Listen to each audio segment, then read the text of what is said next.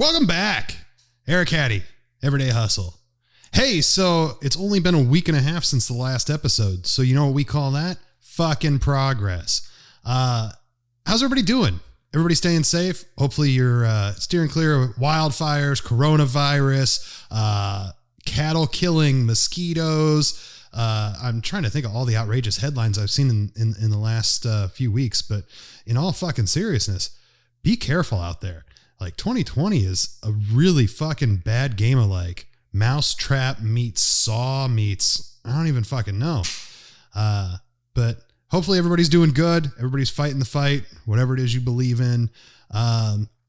So let's, first, if I did this right, you probably notice that there's this fancy new LRAP that is holding all kinds of pertinent information, such as my website, my Instagram, my personal Twitter. Nice logo present right there in the center. That's nice. It's real fucking nice. How about that? Huh? So thank you to a few of those out there who helped me narrow it down through, I don't know, 14 different versions I made of it, which brings us to our topic for the day, which is perfection is fucking killing you. When we're all kids and we're learning how to walk, how to ride a bike, how to swim, how to play, baseball, whatever it was, our parents always said, what? Practice makes perfect, right? And for some of us who have a type A personality, that can be the fucking crux of your entire existence, is that never ending search for perfection. And me personally, and this is not even necessarily a lesson today, more just me vocalizing my own issues and frustrations and insecurities. My entire life have had a really hard time just doing. I always want to make sure everything is perfect. When I was tricking out cars in college, when, that was the cool thing to do, I didn't want to go to a car show until it was perfect. And it always fascinated me, the guys who, could be right in the middle of a project and take their car to the car show and look past, well, that fender hasn't been painted yet, or, I haven't put the last coat of clear coat on this fiberglass, or whatever it is. I haven't finished wiring this subwoofer. It didn't bother them. And to me, I would legit have a fucking anxiety attack if I knew that everything wasn't exactly where it was supposed to be, exactly how I had dreamed it up in my head. And it's different personality types. I get it. And I tell you all this because a friend of mine earlier this week kind of called me out on my nonsense, striving for perfection and using perfection as a crutch as to why I'm not producing. And it was with this podcast. As I was, on my third or fourth revision of this amazing LRAP that is now part of the Everyday Hustle show, I was asked point blank, what are you waiting for?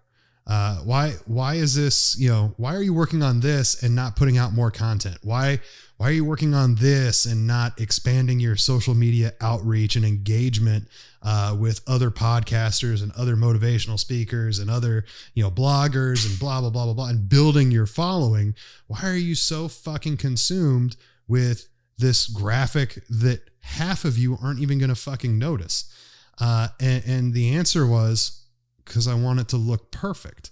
In fact, if you go back to June, I was, for 2 weeks straight, I was obsessed with the Everyday Hustle logo. I already had a logo. It was literally just my handwriting, scanned into a PNG and slapped on top of a microphone. Actually, at that point, it was just slapped on top. It was black and white. And for my style, like if you've ever gone to erichaddy.com, you'll notice the same EDH, my handwritten initials, white on black. That's my look. That's how I do things. I'm simplistic. I'm minimalist. It was good enough. And I saw somebody else's podcast or YouTube channel or something, and I was like, man, I got to do better. I got to be better than that guy.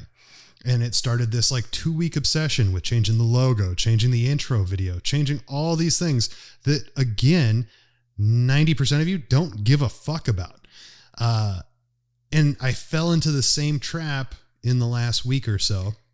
I got that episode out. I was high-fiving myself. I was really proud that I'd broken the 4-week hiatus.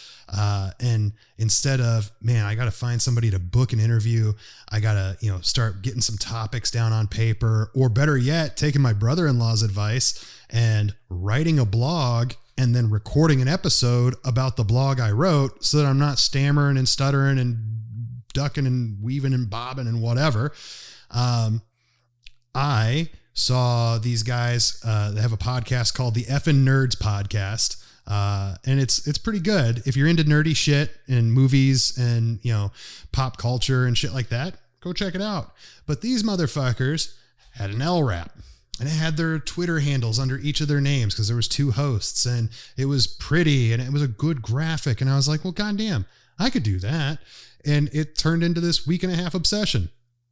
And so why do I keep falling into this trap? Now, here's the thing. I'm self-aware enough to realize that it's happening and that I'm doing it. And normally I can snap out of it in a week or 2.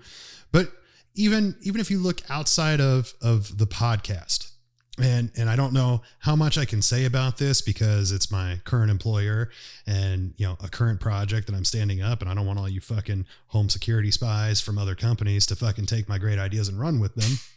But the premise was I've been tasked with standing up 2 brand new sales channels, and I got so fixated on merchandising and co-op dollars and a project that involved those 2 things that I was so convinced for like a week straight, I have to get this done and get this done perfectly, exactly how I dreamed it up before I can work on anything else. And honestly, it's probably one of the very last things that I should be working on. I should probably get people hired, selling, have a product for them to sell, and then maybe worry about the fucking t-shirt that they're wearing, right? It's just how my brain is wired. And you could argue that because my brain is wired that way, I do really well at beautiful finished products. My PowerPoint presentations, better looking than everybody else's. My graphs, when we talk about KPIs, better looking than anybody else's.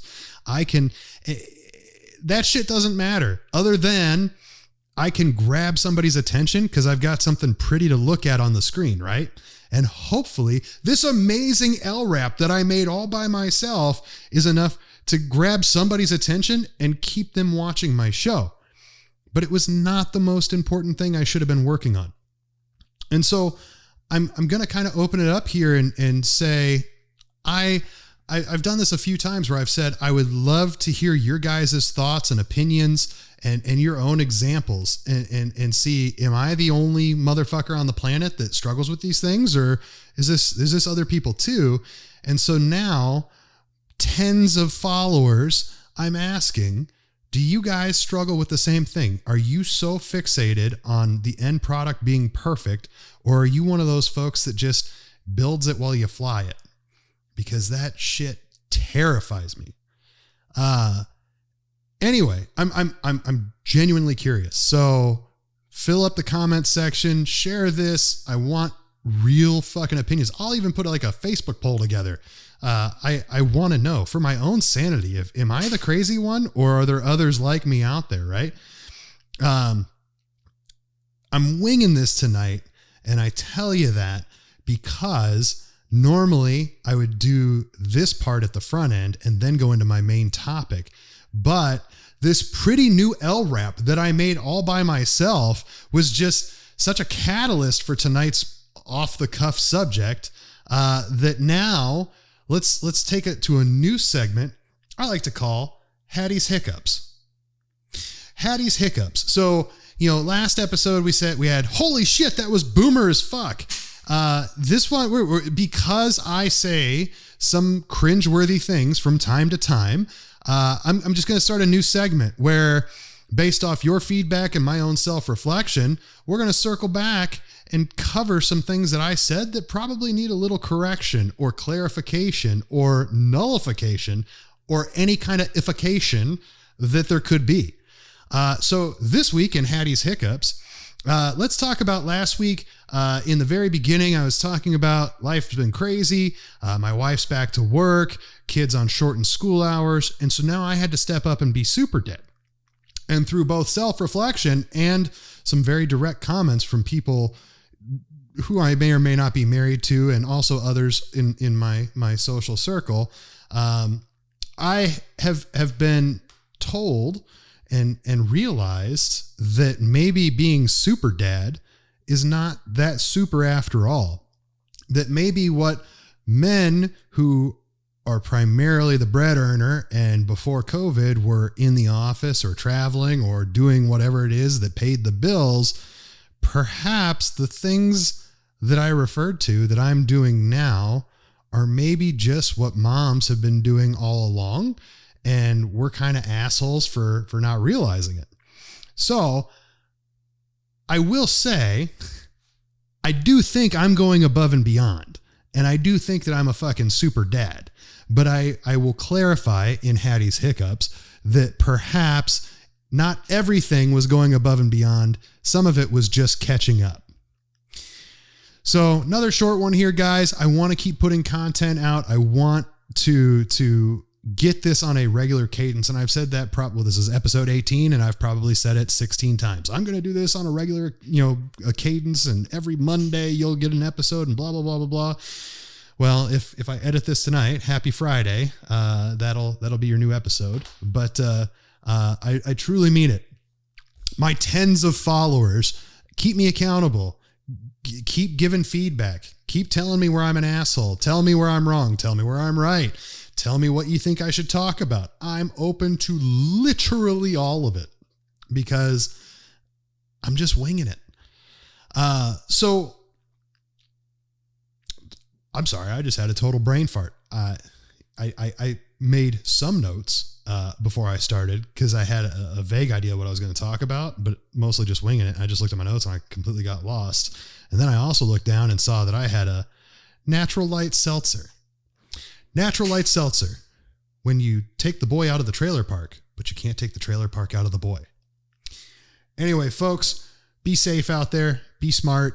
Fight the fight, whatever it is you believe in. And I'm Eric Hattie.